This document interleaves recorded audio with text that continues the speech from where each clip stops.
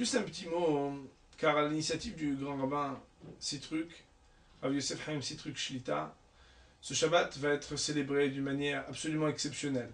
Dans le monde entier, il va y avoir le Shabbat mondial.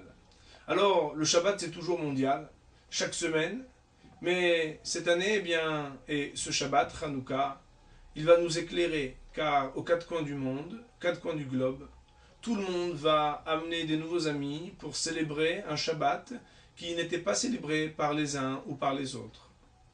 Alors juste l'occasion pour moi, très humblement, de vous citer les paroles du Chafetz Chaim, lorsqu'il dut une fois intervenir pour faire du Hizouk, pour renforcer ceux qui l'écoutaient à la pratique du Shabbat. Il souleva le point suivant.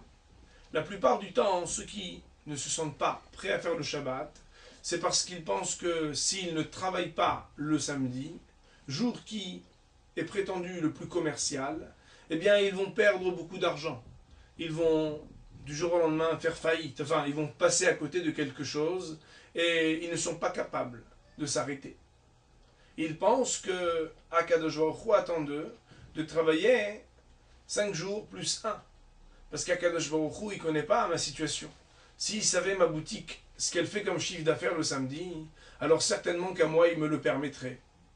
Alors pour répondre à cet argument, il faut savoir que le Chafetz Chaim nous dit que lorsqu'on a un petit baril de vin, eh bien, on peut imaginer qu'il y a 8, 10, 12, 15, 20 litres à l'intérieur. On peut des fois faire un robinet, et puis pour que ça aille plus vite, on peut en faire 2 et 3 et 4, pour pouvoir servir plusieurs coupes à la fois. Le Chafetz Chaim nous demande, mais est-ce que cela va changer la contenance de ce fût de vin? Oui ou non? Eh bien certainement pas.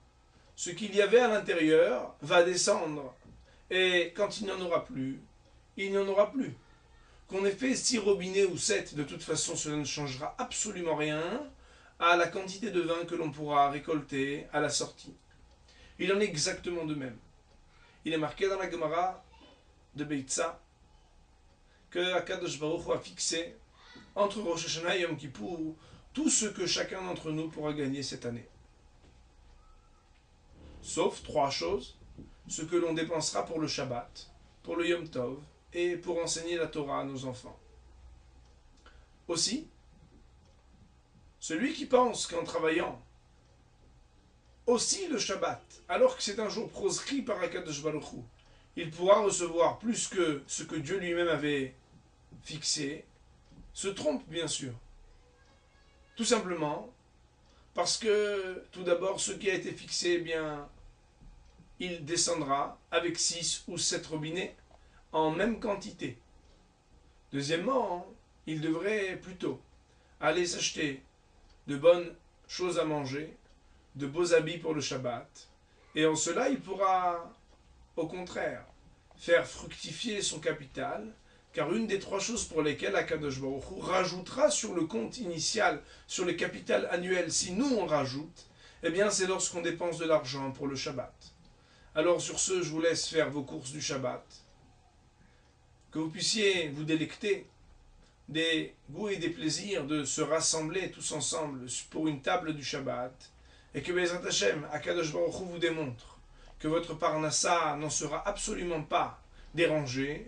Au contraire, le beau chèque que vous aurez fait pour vous procurer des bonnes choses pour ce Shabbat, qu'il vous soit compté en plus, qu'il soit manifestement un bonus, et que Bezrat Hashem, ça nous encourage à reconduire ces initiatives pour que chaque Shabbat soit un Shabbat mondial, et que très bientôt, comme nous le disent nos Hachamim, dès que le peuple juif tout entier gardera le Shabbat, eh bien le Messie n'attend que ça et se manifestera pour la reconstruction du temple à Jérusalem.